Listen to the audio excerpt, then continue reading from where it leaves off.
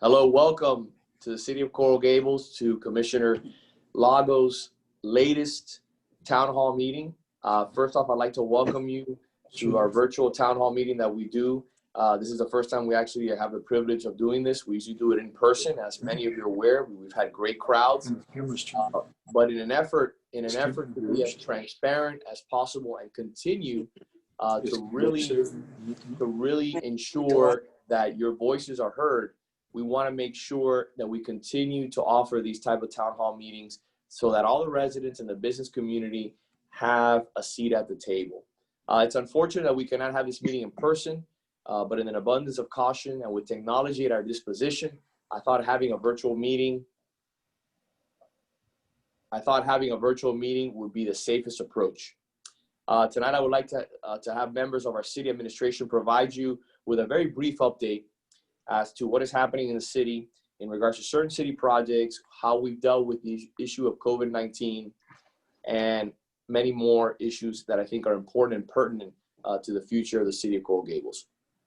What I'm going to do now is I'm going to just really quickly, before we go on and we start, we introduce our first speaker, which is Mark Trowbridge from the City of Coral Gables Chamber. He has a lot of great news, a lot of important things that we're going to be discussing. We're going to be talking about I am on the wrong side. There you go. How's that? Is that better? Can you see me now? Sorry about that. We're going to be talking about, as I mentioned, the city's accomplishments over the last 7 years.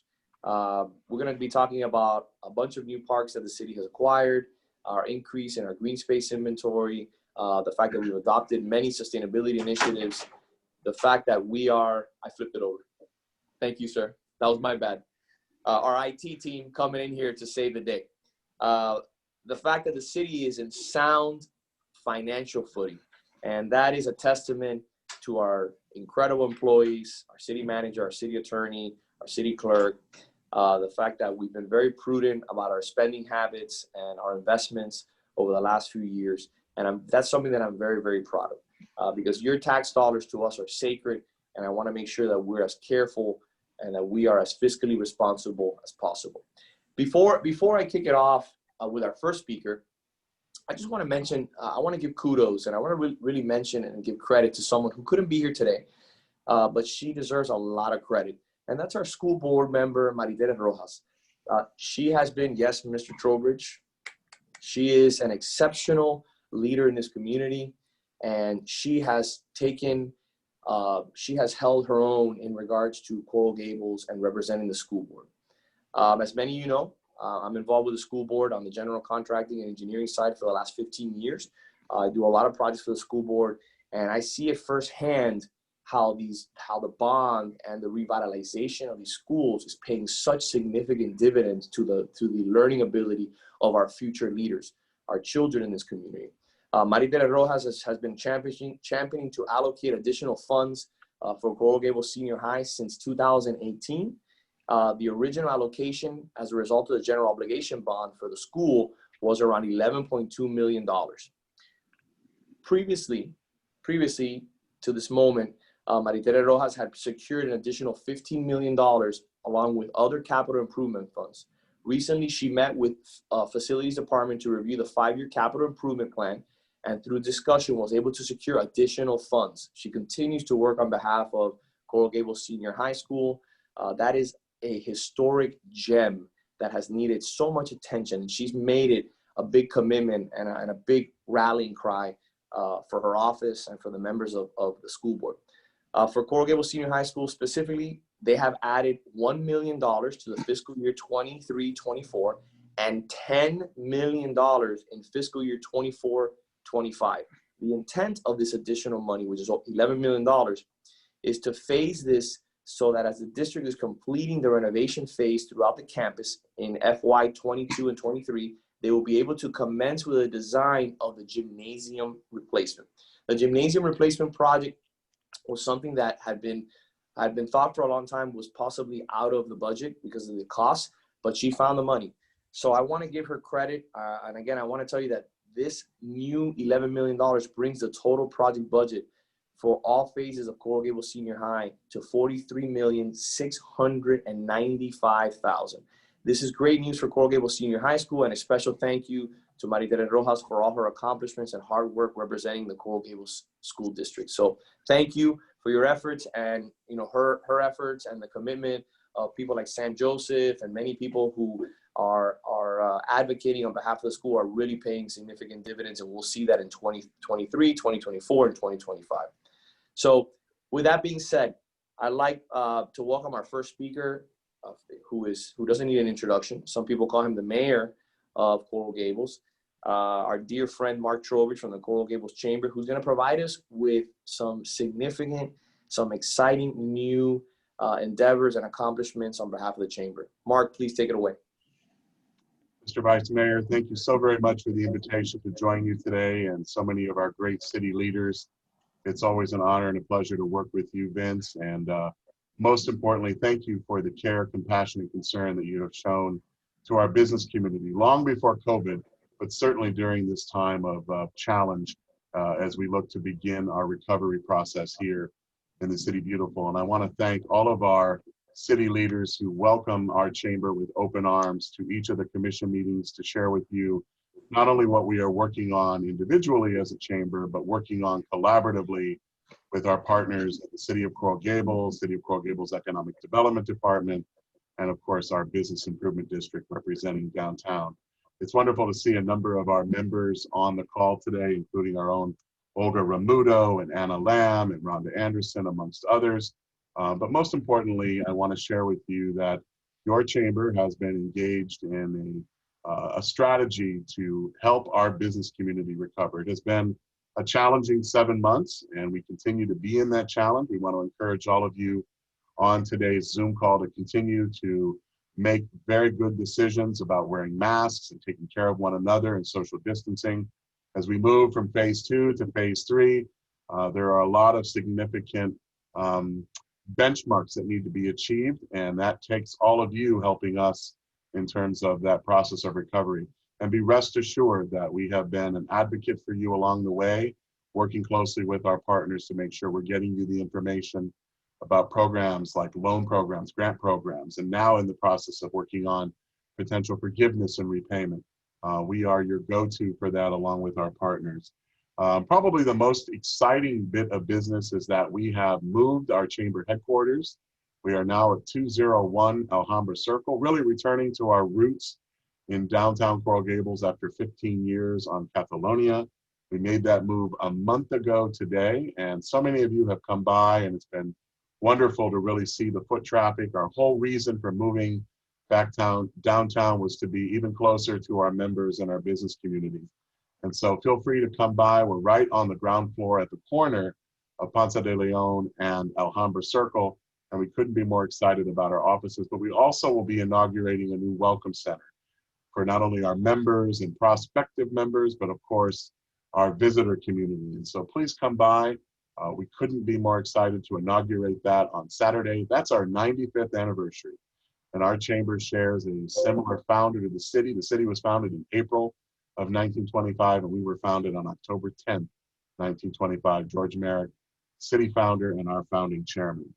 On Friday, tomorrow, if you're so inclined, we're doing a socially distant celebration of our new office, and we're encouraging you to drive by there, the corner of Alhambra and Ponce de Leon, and honk, flash your lights. Don't obstruct traffic, because I don't want our police chief to be worried about that. But let us know that you're celebrating our move as much as we're celebrating being closer to you. It couldn't be more important in this time as we talk about recovery. We're working on continuing to bring you the programming, even in a virtual space that is of advantage to you, informative to you, and supportive of you. We are your advocates, and I couldn't be more excited to say that we're seeing signs of life. We are hearing about organizations and companies that continue to look at Coral Gables. They're reaching out to Julian Perez and his team in economic development. They're reaching out to our partners at the Beacon Council, but most importantly, they're reaching out to Coral Gables. And it will be slow going, and we'll do it in a healthy and judicious way. But in doing that, it takes all of you to help us to get back out there as you're comfortable visiting our restaurants. They're taking every precaution on your behalf, and sit outside. The best time of the year is about to arrive. And we want to make sure we're taking good care of them along with our retailers and small businesses. Small businesses create 2 out of every 3 jobs, my friends. And that means that we need them to be healthy and recovering at the same time to get folks back to work, to get our economy roaring again, and to continue to allow Coral Gables to be the dynamic, engaging, and incredible city that we're proud to call home. Our 95th anniversary means that we have pretty significant staying power, but we've seen our community evolve. We've been through ups and downs. We've seen tragedies. We've seen difficulties in the economy, but I am bullish on our recovery and return, and it takes all of you. So thank you for your confidence in us, to our businesses that are on the Zoom. Thank you for your membership, but most importantly, thank you to our city, to our Vice Mayor, for your leadership. We look forward to being together again very, very soon. Thank you, Vice Mayor. Thank you, Mark. I have the same sentiments as you. I'm incredibly bullish on Coral Gables and our return to excellence and to prominence. There's a reason why the city of Coral Gables has an exceptional downtown. And one of those many reasons is because we have a great chamber that's led by Mark Trowbridge and his team, and they've been advocating on behalf of the business community for so many years. So thank you, and it's a privilege to have you, and congratulations on your new space. I will be there tomorrow. I'll be driving by to make sure that we inaugurate and we celebrate such an exceptional new transition. Now it's my privilege to introduce our next speaker, our city manager, Peter Iglesias, who will provide general city updates for the next 2 or 3 minutes. Mr. Manager, please take it away. Thank you. Thank you, Vice Mayor. It's great to join you today. I must say that we have seen greater numbers and engagement from our residents via the Zoom platform than ever before. I would like to give you a brief overview of the state of the city. Just as COVID-19 has negatively impacted the health and livelihood of many Coral Gables residents, so too has it affected our city revenue streams. However, the economic repercussions of this pandemic led us to focus on gathering and analyzing data to identify revenue shortfalls. Our commitment to maintaining healthy general fund reserve levels, which earned our AAA bond ratings from all 3 rating agencies, along with our detailed budget planning, were crucial to our ability to offset budget shortfalls. Our biggest shortfalls were in parking fees, state shared revenues, and sales tax collections. We identified an $8.2 million deficit for fiscal year 2020. To address this shortfall, the city froze all full and part-time vacancies, except for sworn police, fire, and communications operators. Additionally, all non-essential operating expenditures were restricted, and each department director reduced their operational spending down to a minimum. The city also deferred funding on certain capital projects. October 1st marked the beginning of our fiscal year 21. We continue to watch revenue activity very closely to make sure revenue projections perform as expected. So far, projections have been reasonably accurate. However, due to the unprecedented nature of our current downturn, we remain very conservative. We instituted strict expenditure cutbacks. We continue to provide essential services to our residents and businesses without interruption. Since the start of this pandemic, while other municipalities stopped certain services, Coral Gables continued to offer our full array of services, even though we certainly had to adapt. For example, we continued offering recycling services and never ceased trolley service. We adapted the permitting process and set up services outside of City Hall so that we could review plans, provide inspection services for our residents and the building industry in an effort to keep the economy moving forward. We also adapted to help our business community. In March, when restaurants suddenly closed, we looked at how we could help them as far as their business shifted to solely takeout. Our parking department converted 50 valet parking spaces into free 10-minute delivery and carry-out parking zones, which encouraged the community to support our local restaurants while restaurants adhered to the various stages and phases of reopening. Another innovation we instituted was issuing temporary outdoor dining permits. This program allows restaurants to increase their seating capacity by allowing them to use the right-of-way in front of the restaurants for seating. We have authorized this program through January 15th.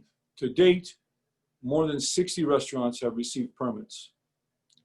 Our team also led webinars to help our business amplify their social media presence and set up microgrant programs to help retailers, restaurants, and cultural organizations to reach a broader audience. We established a testing site for COVID-19, and our fire rescue department continues to test our elderly and frail from the comfort of their homes. Our parks and playgrounds are now open, but through it all, we had innovative online programming. Despite the cuts we needed to make, you will see many improvements throughout the city. In November, we will inaugurate Fire Station 2 and the new trolley depot in US 1 in Riviera. In December, we look forward to opening the new public safety building. We will also inaugurate a new art display at Giralda in January, as well as premiere the first Illuminate Coral Gables, which we hope will bring visitors back to the Central Business District. Our Parks Department is hard at work with a new inclusive playground planned at Salvador Park, as well as refurbishing this park's current play area. So in conclusion, while these have been challenging times for our city and the world, Coral Gables has kept moving forward with innovative programs, an array of services, and infrastructure projects that our residents and business expect. Thank you, Vice Mayor. Mr. Manager, thank you very much for your update. It was very brief and concise. I want to commend you and your staff, especially all the employees here in the city, our fire department, our police, our general employees. I'm proud of your response in regards to COVID and some of the most treacherous moments in the city in the last decade since I've been involved with the city over the last 7 years. I've seen many people who are extremely concerned over COVID and its implications, especially the elderly and the sick and those who are complicated as a result of pre-existing or underlying conditions. The fact that we continue and that we started a program to get to people's homes, especially those who were elderly and had those pre-existing conditions, and test them in the comfort of their home. I can't tell you how many emails I received complimenting the city because, again, we are about service. In these very difficult times, we've been very nimble fiscally, we've been very conservative. We've had 0 layoffs, and we've done everything in our power to ensure that there has not been a reduction in any services. 0 services have been compromised as a result of the COVID crisis. And finally, I also want to put it on the record that this commission never entertained raising taxes. We are willing and able to live within our means, and we've done everything possible to ensure that we honor every dollar that you give us with your taxes. So with that being said, I have the privilege, and I want to thank the manager again for his concise statements. I want to present, our assistant city manager, who's our next speaker, and our former fire chief, who is now the emergency manager for the fire department, Mark Stolzenberg. Thank you. I'm sorry, we're going to be speaking. I think our next is Ed Santamaria, correct? Our ACM, Ed Santamaria, city manager of operations, will give us a city update in regards to projects. Thank you, Ed. I almost skipped over you. I apologize. That's quite all right, sir. Good evening, all, and thank you, Vice Mayor, for hosting these periodic town halls. This is a great vehicle for residents to inform themselves and express any concerns they may have. It's also a fantastic way for them to connect with staff in a public setting. The Vice Mayor requested I take a few of the next few minutes of our time to speak to the significant work and important projects that city departments are currently engaged in. This is not an all-inclusive list. I need a lot more time, quite frankly. I'd like to start with community recreation, which since the start of this pandemic has been busy with maintaining a number of facilities open with COVID measures for safety. Currently, all facilities are open with the exception of the Adult Activity Center and portions of the Youth Center, and we look forward to being able to reopen these in some way that is safe and responsible in the future. Recreation staff has developed virtual and innovative programming such as Magical Park, which is the first digital interactive park recreation experience in the US. Additional programs include the Trick or Treat Caravan later this month and virtual classes from cooking to crafts for all ages. I'd like to note that 5 new neighborhood parks have been completed and are now opened, and there are several projects in the pipeline, including JC Park Playground, Salvador Park Playgrounds, the Granada Pro Shop improvements, and the Kerdike Park Fitness Trail. In development services, staff has completed a review and update of all building permit fees to streamline the fee process and add equity to the system. Working with IT staff is moving forward in the transition to Energo, which will add efficiency to all information-related building processes and open the door to electronic plans review, something more important now than ever. The leadership of development services has assisted in the completion of plans for the 427 Biltmore Way building, which once complete will provide a one-stop shop for all development service-related functions. Moving on to economic development. The department has taken an active role in the promotion of city resident participation in the 2020 U.S. Census. As you know, this is a very important initiative. The department is also taking an active role in improving our score in the community rating system, which will reduce flood insurance costs for property owners throughout the city for years to come. Working with the chamber, the BID, and members of the business community, as Peter noted before, economic development has been a key asset in supporting the reopening of our local economy.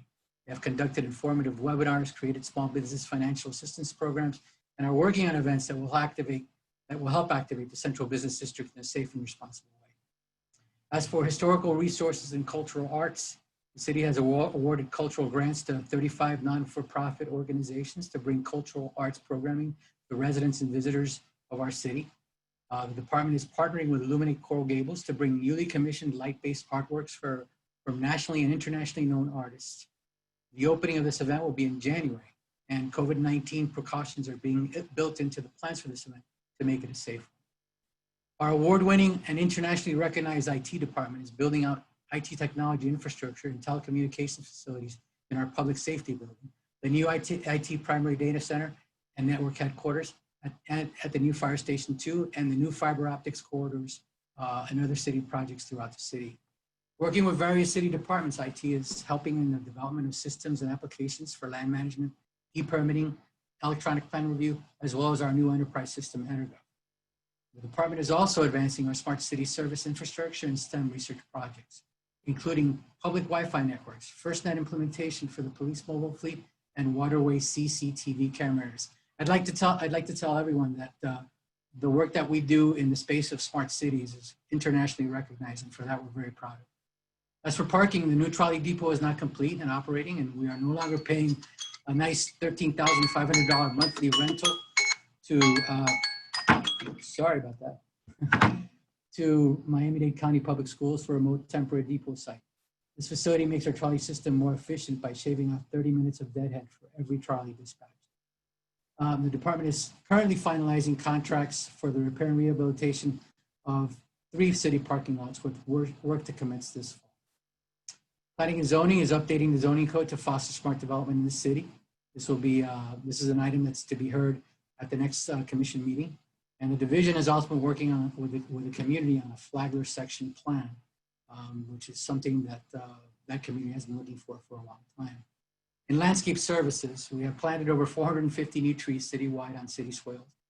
And the division has managed the professional pruning of approximately 8,000 trees in the city's urban forest. They've also assisted in the design and construction management of our previously mentioned 5 new neighborhood parks. If you've seen them, they are quite beautiful, and I think they're going to be a great asset for years to come. Also, the landscape services division has landscaped 6 out of the 7 historic entrances after the fountains and trellis structures were restored. We note that the city was awarded a landscape beautification award for the design and installation of the garden renovations at the Merrick House. Public Works is working on a citywide sewer force main upgrade with a replacement of 6.5 miles of major sewer transmission lines to help with our environmental stewardship. There are also several miles of smaller discharge pipes that we're working on. This is a $15.4 million budget to be expended over the next few years. As for citywide traffic calming, this resident-driven project, It looks good on that. Citywide multimodal plan will alleviate speeding, cut through traffic, and overall safety concerns. That's underway right now. This is a $7.5 million project appropriated by the City Commission, and we anticipate that we will be wrapping that up in 2025. We're also working on the Ponce Circle Park, the design of our new signature park, Ponce de Leon Boulevard. Right now, this is a current 20% design phase. There's work ongoing with the Granada Golf Course Pro Shop renovation. And I mentioned previously Salvador Park and other locations throughout the city. So as you can see, we are quite busy.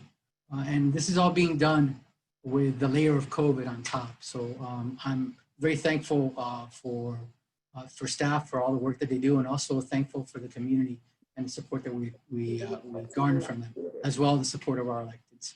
Thank you. Mr. ACM, thank you again for the update. As you mentioned in the beginning, we have so many projects and so many interesting things going on in the city that it's a little unfair to limit you to 2 to 3 minutes, but we're doing our best to make sure that we can have an hour of open mic for the residents and the business community. So thank you for the update, and we're very proud of all the accomplishments and all the projects that are ongoing currently.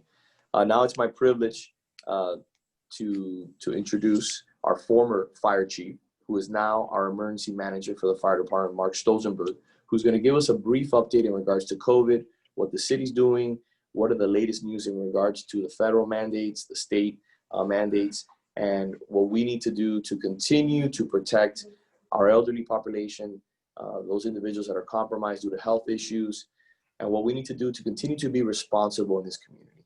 Responsible so that we can break through to the other side in regards to this COVID pandemic and find our better self and bring back, what makes this city so special, and find a lot of our freedoms that currently many of us, as a result of some underlying circumstances that we may have, or our age or health matters, currently can enjoy our lives as much as possible. So I welcome our emergency manager for the fire department, Mark Stolzenberg, to give us an update in regards to COVID and what we can do in this community to continue to benefit and move in the right direction. Sir?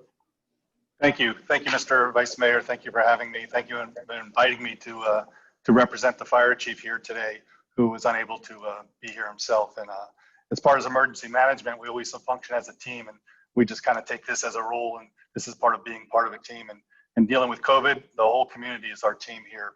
So as we move forward into, for the city's response, I'm going to give you a little snapshot. So if we can start the first slide. Of some of the things that we're going to cover. We're going to talk a little bit about positivity rates, specifically the caseload that's happening in Coral Gables, the fire rescue service calls that we're experiencing, as the manager mentioned in his earlier statements, the homebound testing program, and then just kind of a quick little overview of how we're moving forward into our recovery and our activities that we're experiencing. Next slide, please. Next slide, please. Thank you. So this is our snapshot into our positivity rate as we compare to some of the other like cities in us. If you see Coral Gables is in the middle.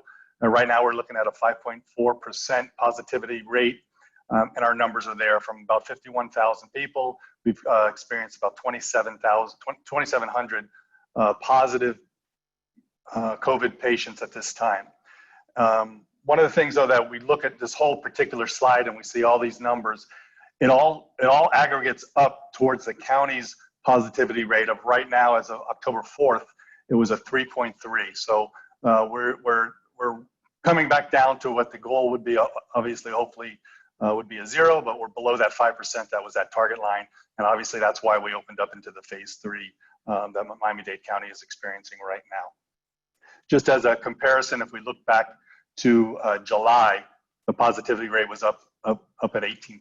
So we've turned that corner. We've on our way down. We have to keep up the positive response that we're doing. The next slide, please. And these are the actual cases that we were experienced in Coral Gables from the Department of Health, these numbers. And if you look at on 10/5, we've had 7, and on 10/4, we had 8 positive cases. One of the things, though, that saying that these are positive, the sign that we look at is our hospital admissions and our hospital rates, and those numbers are all looking good. So as we look at our positivity rate of 5.4, we do see that we have calls. But in comparison, one of the things I wanted to mention is we took a look back at our prior to COVID, our call volume for fire rescue for our emergency calls. And if we looked at November through January, and we looked at flu-like symptoms or flu-like calls, we had 35 calls for those 90 days. And as we move forward into the COVID world that we're in, we looked at July and through July through October, and we included flu-like as well as COVID-like or COVID-type symptom calls, and that number went up to 56. So we had an increase in our call volume, but we've included the COVID in comparison to prior. With that, the only message that I want to say to the general public is as we enter into flu season, it's just a reminder that vaccination is established and is here, and everybody should not forget to go ahead and get that flu vaccination that is available. Flu season will kick off as we move closer to December, so that's just a reminder there. And in comparison, again, as part of the homebound testing, trying to protect our elderly population, we are still, from the fire department, is still providing homebound COVID testing based on needs and as people call into the helpline that's established, and it's still up and running. Right now, we're getting about maybe 1 to 2 calls or requests for the in-home testing, and that's happening right now on Tuesdays and Thursdays. So we're anywhere between 2 to 4 requests a week, and the fire department's facilitating that, and it's working through our helpline that's established. Next slide. Oh, we're already there. So kind of looking at the recovery and seeing as we're coming into the phase 3, one of the things we wanted to point out is that the next commission meeting on October 13th will allow for a public presentation of all commission items. That's kind of a new trend, a new change into where we're going moving forward. Some of the other things is parks and recreation, the playgrounds, outdoor fitness equipment is all open. Golf is open. We're still having some restrictions as far as people in carts. While all this is happening, the face mask and social distancing is trying to be reminded to be maintained. Tennis is open. All the programming at the tennis courts are functional. They're doing group classes and youth classes. So tennis is up and running, and the Parks Department is doing a good job with that. Venetian Pool is opened. It has a limited capacity of 100 people. So most of those people are calling in and getting a ticket for the day, and walk-ins have been are admitted, and it's based on at the time of the volume that's in the pool at the time. Coming soon from the parks, I was informed that the youth sports are going to be coming soon, and the after-school care will be starting back at the youth center. So that's a good sign that things are starting to move forward, and hopefully life will return back to something that we can maybe actually have a meeting and all sit and talk to each other without a mask. But for right now, remember to keep that mask on and keep the distance away, and let's go forward. Thank you. So in summary, the city will continue to participate in regional collaborative meetings that deals with COVID response, continue to provide public protective actions for our residents, and as we get information, we'll be updating and passing it along to our city staff and to the public. The call centers that is staffed, I mentioned that already, and it is handling all inquiries. Homebound testing is remaining open, and we'll continue to evaluate our community needs as we go forward. Just wanted to say thank you again, and more information is available. If anybody needs anything, please feel free to reach out to us. Thank you, Chief. I appreciate it for your thorough update. I want to make sure again we highlight the fact that we're continuing to offer that homebound testing. That sets the city apart from many other municipalities. We understand and appreciate those individuals who are homebound and who are concerned, thinking or possibly under some sort of situation, a health crisis. We're here to help you in any form, any capacity. The city is your backbone. We're here to ensure that you feel comfortable, that you receive any of the necessary care, and that we will go to you in regards to this homebound testing to make sure that we can alleviate your concerns in regards to this COVID crisis. Before I move on to our next and final speaker, I'd like to also introduce Commissioner Forrest. I know he's here. I wanted to thank him for joining us today, and any of my other colleagues that will be popping in and popping out throughout this 1.5 hours. So moving on to the next speaker, he doesn't need any introduction. He is our Chief of Police, Ed Hudak, and he will be providing a brief public safety update in regards to what is the latest public safety issues, what are we doing in regards to the city of Coral Gables to continue the downward trend in regards to crime and to continue to protect not only our residents, but also our business community during these very difficult times. Chief, please take it away. Thank you, Vice Mayor. Good evening, everybody. It's always good to be in front of you all when I have good news to talk about. Pandemic and protests aside, the police department continues to function at a high level. Real quick, we are at 0 vacancies, and through the manager, and as he talked about beforehand, keeping within our budgetary restraints, we are still actively recruiting for future retirements. So a place that we haven't been in the police department in a while, which we are extremely happy about. And that's the good work, even through the pandemic, people working from home in HR, labor, continuing to help us find the best candidates out there, which in the current situation is not an easy thing to find people that want to do this job. However, it's what all of your officers signed up to do. And most recently, as we've seen, obviously, with people being asked to stay home, we saw a sharp decline in residential burglaries. As we come out of that, we are prepared to make sure we're patrolling the neighborhoods. We've had a very low incidence coming up. Most recently, there was an organized ring of car thieves, high-end car thieves that were targeting cars in the south end of the city. Because of the work of the detectives and working with a bunch of other agencies, we were able to track these car thieves and cars back to the Fort Lauderdale, Broward County area. Several arrests have been made. This was not specific to Coral Gables. They had hit Pinecrest, and 98% of the cars that were stolen had the keys left inside of them within our jurisdiction. Again, because of our public outreach and partnering with everybody in the community, we've started talking to those neighborhoods and that false sense of security. I'm kind of responsible for that with the police department side because we want you to feel safe when we're around there. However, we all have that obligation. As far as residential burglaries, we've had very few. At latest report from has been 3 incidents throughout. One of them was obviously what we call an organized burglary ring. However, we do have leads on that. The other crime that we've talked about that is still pending is there has been 2 attempted bank robberies in the business district area. The individual did not get anything. We are working with the FBI, and we do believe we have some solid leads from the detectives on that. Again, COVID be damned. Our detectives are working all the time. We have not really taken our foot off the gas. Again, working with police, fire, as well as labor management, and through the office of the manager, we've been able to continue to do what we've done with mask enforcement. Our other side, the University of Miami Police, have been working hard on campus to make sure that all of those students are tested and going along with what they are required to do as far as the masks. And we've seen great cooperation with them. Otherwise, our focus crimes have been down specifically.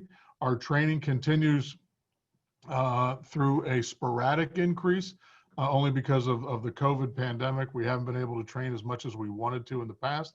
However, when we get to the new building, we're going to be able to have a state-of-the-art training center on the 5th floor, and we are looking forward to getting into that building and getting started as well. As we continue to partner with our community, I understand a lot of concern from our residents, as well as some of the religious leaders that I've met with throughout the county. So we are right now contacting all of our area worship centers, or houses of worship, if you will. We are going to have a Zoom meeting with the police department to talk about any kind of concerns as we come up to election. As of right now, as of this meeting, it does not look like we are going to have a presidential debate in Miami, which would have required resources from all the departments, including this one. So we are standing by to make sure that that plug has officially been pulled. Our next concern, or you will, or our next task is to make sure that everybody's ability to vote freely, uninterrupted, unobstructed will take place in this city. We work with the elections department as well as our city clerk to make sure that we have staffing in those areas, so we are ready for that. The last thing that we've talked about that came up on a commission meeting, Commissioner, is the final phase of our communications center and our command. It was a mobile command vehicle that was paid for not through tax dollars, but seized assets. It was a commission item agenda that is now in production. So that will be out, and that will be both a joint police and fire command center that has the mobility for the third part of our redundancy. So overall, we continue to see the downward trend in comparing to other areas that are around us have crept up a little bit. But I can't say enough about the employees of the police department. We've had several people test positive, but we haven't skipped a beat, both in communications. Our communications operators are working around the clock, continuing to answer those calls. The detectives, who have been stricken from time to time with the virus, we haven't missed a beat. And our patrol status levels are right where we're at. And we're very proud of our partnership with the community, because if it wasn't for the community involvement, as well as our CCTV interaction that we have throughout the city, has led us to clear out a lot of these cases, including those of vandalism that have made the news, along with other ones. So right now we are hitting on all cylinders. We can always do better. We will always continue to do better. But that's pretty much my report from where we're at as far as the state of the police department is.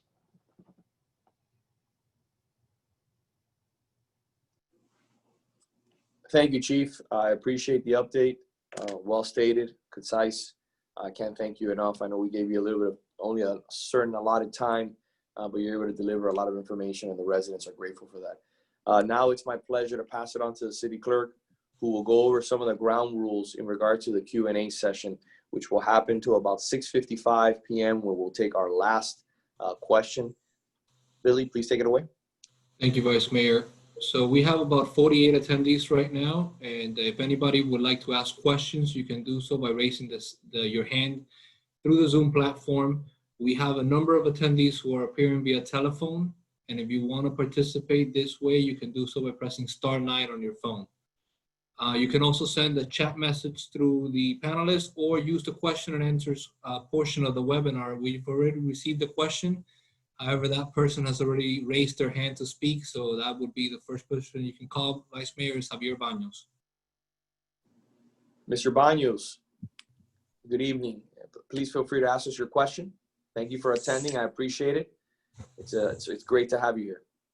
Thank you very much, Mr. Vice Mayor, and thank you to all the members all the residents who are here, as well as to all the city staff who have very happy to hear how they have allowed to coordinate with each other, and how they have managed to resolve the various problems that they encounter. I wanted to understand precisely what the issue pertaining to the open parks. I understand that a lot of the parks have been opened at this point in time, but how is it that we can safely participate in them? Because a lot of parents are just concerned about exposures in the parks. Are the parks being cleaned? Is it a process where there's going to be a certain number of people that are going to be able to enter the park? If we could speak a little more eloquently on that issue, as well as, and I have a follow-up questions regarding the list of seniors that we originally have, about 1,000 of them, I believe, in May, that were being serviced, whether or not that list has been expanded, and how they went about making sure that every senior can receive a test, or they can receive the services that are required. Thank you for your question. It's and as the father of 2 young girls, over the last 7 months, we've been going a little stir crazy at home. Thank God the girls went back to school. I understand. I know you do. The parks are an integral part of our life, not only on weekends, but daily. Yeah, we enjoy the parks. We enjoy the parks in Alhambra. We enjoy University of Miami. It's incredible. And not having the parks has been very difficult on our family and with many people. I've probably fielded, and I know staff has probably fielded, at least a few dozen phone calls and emails in regards to when are we opening the parks. I'd like to swing this this question to either Ed Santamaria or Fred Crucero, who's here, because I know that we're taking immense precautions to make sure that when people go to the parks, it's a safe experience. And I want them to really highlight that, what we're doing in regards to daily cleaning, because we understand, and we've heard the outcry in regards to the parks, and I want them to give you a little bit more, drill down a little bit, and get granular in regards to what we're doing to ensure safety, the resident safety. Director Coisero, please field the question. Thank you. Fred Crucero here, the Community Recreation Director. Thank you for having me. Yes, as the Vice Mayor described, it's been a gradual process for us opening the parks, and it's been always with a focus on safety. We started with our much bigger areas because as we started through this pandemic, there was a greater emphasis on making sure that we had wide open spaces, and the social distancing was available at bigger parks. We held off on opening our smaller parks because, especially the parks that had play equipment, because the county had not opened playgrounds. So we did not feel comfortable having small areas open and having a large segment of those areas closed. Now that the orders have allowed for the opening of playgrounds, we have set up, according to the guidelines, we disinfect grounds every single day, as well as our outdoor fitness equipment. We 3 crews. If you're out in the mornings, you'll see them. They'll be servicing all of the play equipment. They go around through the whole park and service any high contact points that they need to be. And we make sure that we get that every day. And on weekends, we've contracted our janitorial company that they do the high contact points and disinfectant. So we do it every single day. In terms of looking at what the regulations are, we have signage that we put up in a lot of our parks. We have monitors that are roving, that are in city vehicles, and they go from location to location and they check out certain areas. And some of our high traffic parks, such as Phyllis Park, which is a very busy park, we've reinstituted our FBI security guard that'll be there in the evenings. And so all of that is kind of our layers of safety and looking at where everyone is congregating, making sure that the rules are up, the signs are being made available to the public as they go in, and you can look at all of it. Now, some of the orders have lifted some of the limits on participation in certain areas, but we try to be mindful of that, and our monitors are keeping an eye on the use of the parks. Thank you, Parks Director Cusero. I appreciate it. The second question was geared towards, I think Chief Stosenberg could potentially respond in regards to what we're doing for the seniors and the additional COVID testing that's required. It's an ongoing effort. Can you maybe expound a little bit in regards to what we're doing, that we're going to continue? I know you mentioned we're going to continue to offer the service and how successful it's been, and just talk a little bit about that. Yeah, our initial phase is the homebound testing, which is addressing the immediate needs for people that are unable to get tested or that need to get tested, and that's predominantly the calls that we were receiving at the adult for our call center. Other types of things are the media campaigns as far as the social media. It's just a general awareness, and believe it, the helpline is actually one of the very productive ways of our communication. We do have a lot of people calling for just general information about the city, not specifically to COVID, but in the earlier months, it was more specific to COVID. Now it's just general information, knowing that there's somebody there that they can call and get the information. But as far as our seniors, I know the Adult Activity Center still has yet to open, and basically just the ability to answer calls and provide services. The reduction of a lot of the food services that were being offered, a lot of the seniors are not requesting those any longer, and those that do, we still address them. Thank you, Chief. I appreciate that. Mr. Baños, do you have any follow-up questions or anything you'd like to? Go ahead. If I may clarify to the Chief, I believe it was in a meeting on May, they had specified that they had a list of about 1,000 seniors that they were essentially reaching out to them in order to make sure that those senior citizens were the ones that if they needed to test, and there was a promise on the part of the Chief to expand upon that.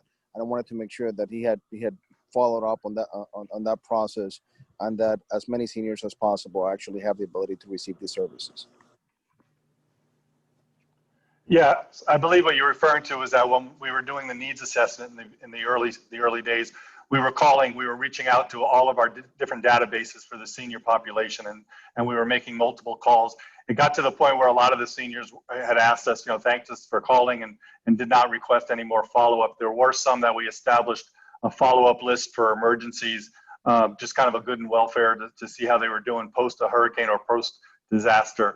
But the ability for them to reach out to us is still there, and the testing sites, whether it be through our homebound or through the general testing sites that are established throughout the community, are still there, and we're guiding through that. As far as specifically those 1,000 people, I'll have to verify that if we're still calling or not. I don't have that information right this minute.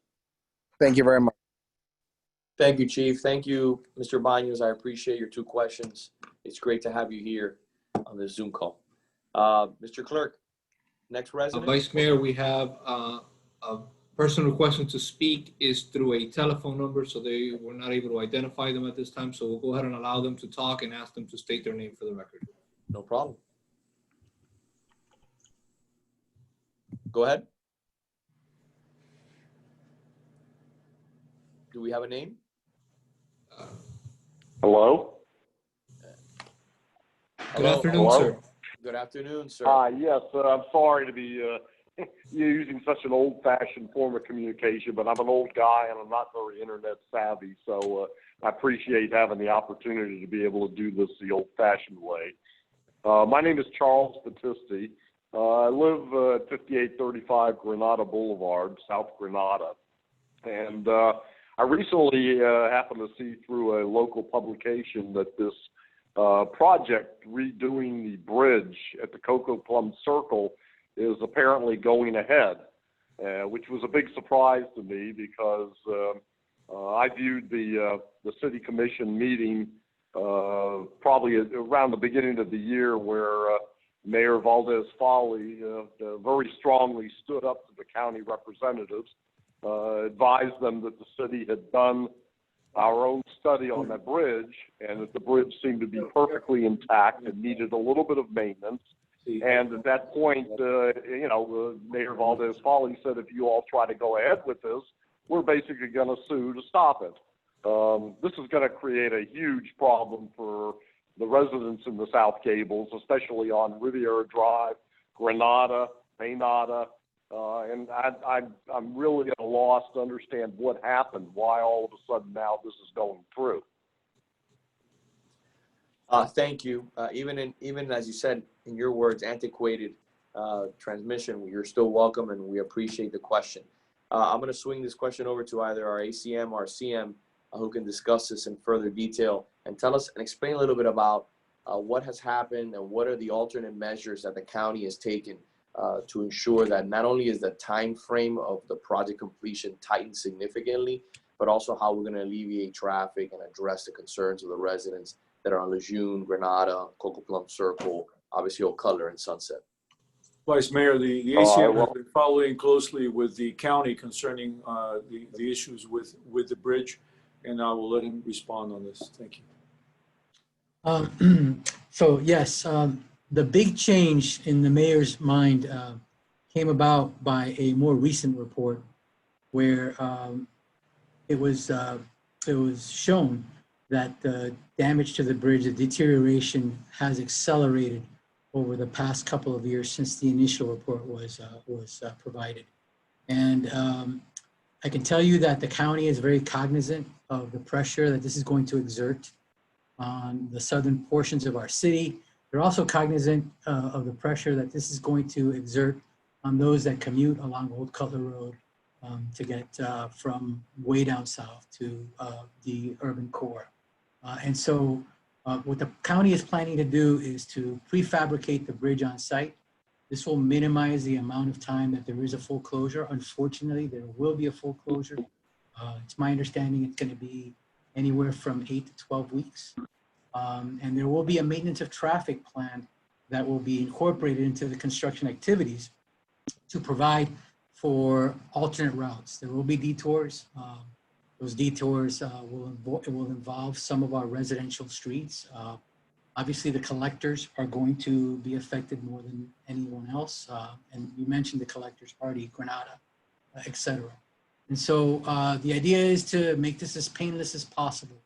I can tell you from having worked with the county in the past on bridge closures, when I was at City of Miami, they had to close down the Venetian Islands Causeway because literally chunks of the bridge were falling down into the bay below.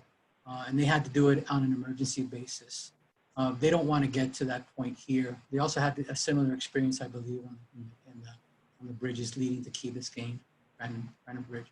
So that's where we are today. And we anticipate that the construction activities are going to be, right now it's in design.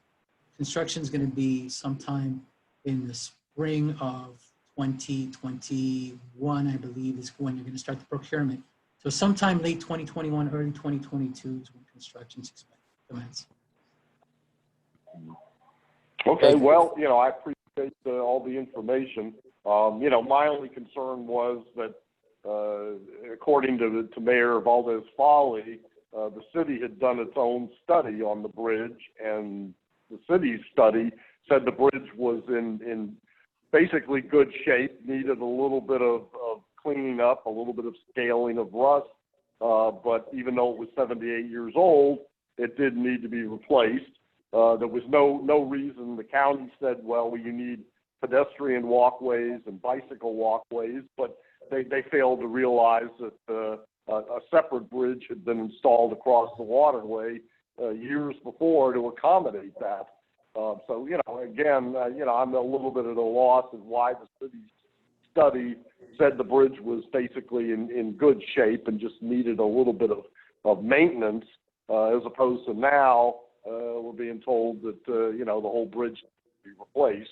And, in addition, I doubt that anybody with the city of Coral Gables trusts the county to, when they say something's going to take 8 to 12 weeks, if you believe that, you might want to buy the Brooklyn Bridge instead of the Cocoa Plum Bridge. So, but at any rate, if it needs to be done, I understand it. I have no problem with it. I want the bridge to be safe, and if it absolutely has to be done, it has to be done. I just, like I said, I'm just skeptical about the whole process, quite frankly. Thank you. I appreciate that. I just want to add a comment to your statement. The city, we've been dealing with issues not only with the bridge, but also with the Cocoa Plum Circle. And our team can attest to dozens and dozens of phone calls and emails that we've gotten in regard to the poor and horrific shape of the sub base and the street and the potholes, that it just looked like a third world country. It just looked horrific when you talk about the Cocoa Plum Circle. That is subpar. That is not the standard of the city of Coral Gables. And that's something like the city manager and the ACM and the rest of our public works team can tell you. We battled with the county for years to get that taken care of. And now the issue with the bridge, it's another battle that we have to deal with. We're going to have to face it. We're going to try to make it as painless as possible. I've made many requests. Some of them are popular, some of them are not. I'm trying to find ways that if we have to do this and the county is moving forward, we need to expedite the actual construction. That's what I do for a living. Our team is very capable. We've talked about working at night. I know that's a residential neighborhood, but we're looking for opportunities if we can bring a bridge in pieces. What can we do to, design the building and be as efficient as possible and not have a catastrophe like you mentioned in regards to a schedule saying it's going to take 6 months or 5 months and it ends up taking a year and a half. I mean, that is something that this city will not tolerate. We've been very clear with the county, and we're advocating on behalf of the entire city to make sure this is a very important thoroughfare for all the neighbors in that area. If we have a catastrophe here in regards to a schedule and we're not able to meet our deadlines, and when I mean me, I mean the county as a whole, I find ourselves in a very, very tough situation, especially with the amount of traffic, students, parents, people who live in the area that basically converge in this area on a daily basis, 3, 4, 5 times a day. So I appreciate your question, your statement. Trust me, this is a priority for the city, and we'll do our best to deliver and work with the county to ensure that it's as painless as possible. Mr. Clerk. Well, I appreciate your concern, and again, like I say, if it actually needs to be done, I'm all for it. I want to see, things in the Gables. I've lived here for 68 years, so I love this city, and I want things to be proper in the way they should be. It's just that I don't trust the county, and you're in the construction business. You know very well when somebody says 2 weeks, that means 2 months. When somebody says 2 months, that probably means a year. I don't trust the county to do anything. They're, the zoo is being run by the inmates over there. They don't have any idea what they're doing, and everything they do, there's cost overruns and time overruns always. So, I'll just cross my fingers and hope for the best and hope that it actually happens on the time schedule that they're saying it will. But I appreciate the opportunity to speak and to have the questions answered and addressed. And I appreciate your concern and everybody else's concern. Thank you for taking the time to be here. It's been a pleasure. Mr. Clerk. All right. Well, thank you for the opportunity. Take care. Have a wonderful week. Mr. Clerk, who is the next? Vice Mayor, next we have Ms. Rhonda Anderson would like to speak. Ms. Anderson, how are you? How's everything going? It's a pleasure to have you. myself. Can you hear me now? Yes, ma'am, we can. Terrific. I can't see you. But I can hear you, Well, which is perfectly fine. How have you been? Everyone well? Everyone's well. Appreciate you holding these town hall meetings and city staff for their work to put them together. My question might be a little premature, but I like to do some long-term thinking and planning. I know our permits for the restaurants supposed to run out in January, I believe. And folks that are over 50, I understand from my husband and my neighbors really do enjoy the outdoor dining and the opportunity to get out, but are very hesitant about going back inside. So can you hear me okay? I can hear you perfectly fine. I mute the conversation just to make sure there's no background noise on my end. So we can hear you perfectly fine. So my question goes to, so the restaurants can plan for the future, January, February, March, when we have lovely weather. Has the city thought about extending the period of time for outdoor dining? Because I don't think we're going to be able to get a vaccine and enough people vaccinated to where the residents feel comfortable going out to dine indoors for some time. Well, Ms. Anderson, I agree with you. I think it's going to be the rollout of the vaccine when it does arrive. It's going to take time, and then I've heard that it's going to be given to physicians like my father's, first responders, people who are interacting on a day-to-day basis with the people who are suffering from this horrific disease. So it's going to take some time to reach all of us, especially those who may not have any symptoms or again, may not be exposed to it. So this is a conversation that I've had with the manager. The manager and I, along with his team, the economic development team, department, have done a wonderful job, really addressing the restaurant community here. The Business Improvement District, the Chamber. I've met with them on multiple occasions with Devin Cejas and our team. We've walked the streets. We've walked our downtown. And like the manager mentioned in the beginning, we put together a plan that would allow these restaurants to have outdoor dining and also relaxed signage. As you can tell, it's not standard in Coral Gables to see some pretty significantly large signs, but it was important during these times to draw attention to the fact that the restaurants were open. They just didn't have any indoor dining. We put together a plan with the manager's leadership where we would provide a permitting process that would take 2 to 3 days. Commissioner Mena was very vocal on this in the commission meeting, along with Commissioner Forrest and the mayor. We talked about issues of how important it was to get this taken care of immediately. And also the fact that we did not want to charge for this permit. I mean, how difficult and how painful is it already? Now we're going to start charging for a permit. We really made this simple. And I think, and the manager can correct me, I think we're almost at 70 restaurants. The last time I checked, it was on 62, 63 restaurants that have taken advantage of this outdoor dining. So now in reference to your questions, I wanted to give you a little bit of background. I'm going to have a conversation, and I've had a conversation already, and I'd like to see this conversation happen in the sunshine. Have this conversation in the sunshine in a commission meeting where we can discuss outdoor dining. But there are some things that come into play. And you being an attorney that deal with ADA and are an expert in ADA issues, you know very well that currently we have to be very careful that there is a way for individuals who are disabled in this community to traverse and to get from point A to point B. Certain things that we can do that you're seeing is we're allowing for dining in parking spaces, which has been pretty fruitful, even though it's extremely hot in the midday here. Hopefully, like you said, in the winter, the temperatures will drop and people will be able to enjoy the outdoor dining. I want to have this conversation. I think we need to see that we're in a new age, that we need people to enjoy outdoor dining. People still don't feel comfortable eating inside, and we need to do everything we can to support the restaurants. If that means extending those permits, I'm in favor of it. As long as it's done in a classy Coral Gables way, I think we need to be thoughtful. The restaurants and the business have been through a lot. We need to promote them. We need to support them. We need to ensure that they don't just survive, that they thrive. And I think my colleagues in the commission will agree with me. I don't want to speak for them, but they've been big advocates along with the city in regards to helping the restaurants. So I think that's a conversation that we need to have in the commission, and I'm in favor of extending the January 2021 deadline. And Vice Mayor, I know that we've had that discussion numerous times, you and I. And if conditions persist, then we certainly, as you and I have discussed, come back to the commission in December for maybe a potential extension on that January 15th date. Thank you, Mr. Manager.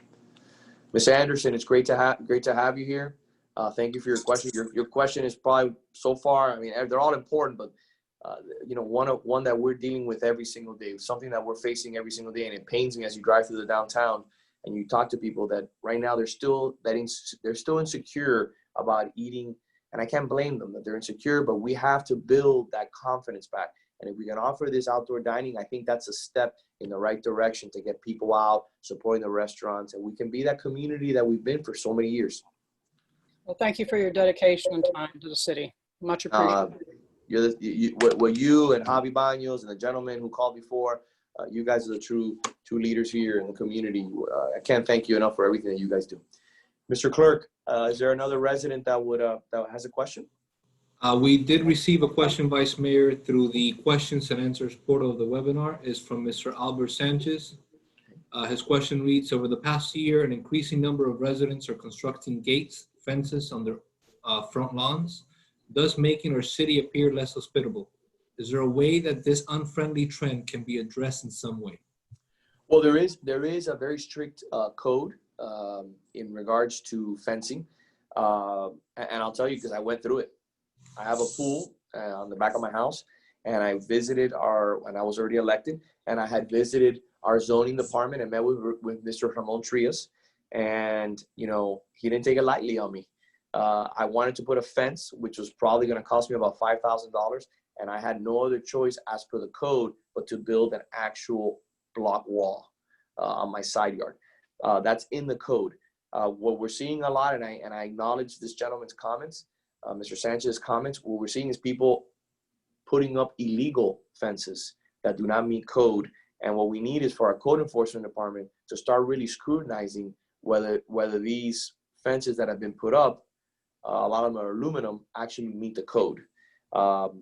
We have had certain issues in the past where it's been brought to my attention, 2 properties that put up block walls that were about a foot taller than what was allowed by the code. We caught those and actually forced the residents to bring down to the prescribed height as per the code. So we are being, you know, we are being dedicated to ensuring that the code and that people are complying by the code. But this is something that I agree with you. I think we need to pay a little bit more attention, because I've also noticed this issue, and the manager will bring it up to our code enforcement and to our zoning department to ensure that they start really realizing and looking at the facts and ensuring that if a property didn't pull a permit for a fence, that, again, we address it appropriately. Next question, Billy, if there's one. There's no more questions, Vice Mayor. Wow, let me tell you, we've been doing this for 7 years, 6 or 7 years now, and we've been doing it in person.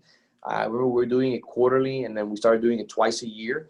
I'm impressed by several things, and I want to just take this quick moment. I'm impressed by the fact that we actually finished early, and we finished early not because we didn't have people attend. We had over 60 people attend, and I'm not talking about staff. 60 residents attend this evening's town hall meeting. I'm impressed how everything went off without a hitch, and I have to give credit where credit is due. Our clerk did an exceptional job, and he always does a great job, and I have to give kudos to you. Thank our incredible IT team. I think it was the ACM that mentioned it's award-winning, I think he mentioned. Someone did, I can't remember. Alex Gamundi, Paulson, Raimundo, like I mentioned before, our city clerk, Billy Urquiola, always does a wonderful job. Without your assistance, I still would have been, the camera would have been facing me, it would have been facing the other way. And I also want to thank Chelsea for making everything possible, and all the members of our staff. Thank you for preparing. Thank you for being present. And thank you for everything you do on behalf of the residents and the business community. We do this because we love the city. We do this because it's a privilege to serve. There's a few things that I wanna mention just before we adjourn. We do this tonight, like I mentioned, because we love the city and because we love the residents. But it's important for transparency and accountability.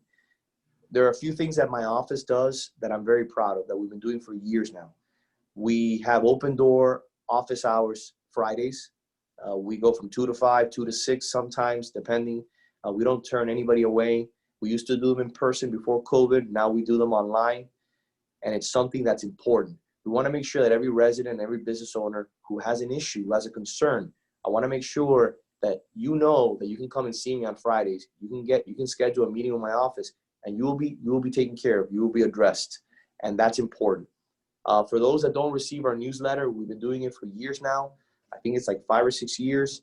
It's a newsletter that comes out religiously every month. It's robust, and it deals with all the legislation and all the initiatives that our office is working on. And that's something that I'm very proud of, and that Chelsea and I work on incredibly hard every month. And it's something that if you don't subscribe to it, I ask you to please join, because it's very informative. We're very active on social media. If you don't follow us on Instagram, Twitter, or Facebook, we ask you to please follow us. It's a great resource for you to learn a little bit about what we're doing and also to engage with us. I encouraged for a long time for the city to adopt transparent measures such as a financial transparency portal, and it's been paying dividends. Like the manager mentioned, our city is in a strong financial position even through COVID. I strongly encourage you to reach out to me via email at vlago@coralgables.com, or you can always call my office, or you can always call me on my cell phone, 305-303-0115. With that, I want to thank you again. I look forward to our next town hall meeting, which will be next year. I look forward to being of continued service to you, and I wish you all the best. God bless, and may you have a wonderful end of your year. Thank you.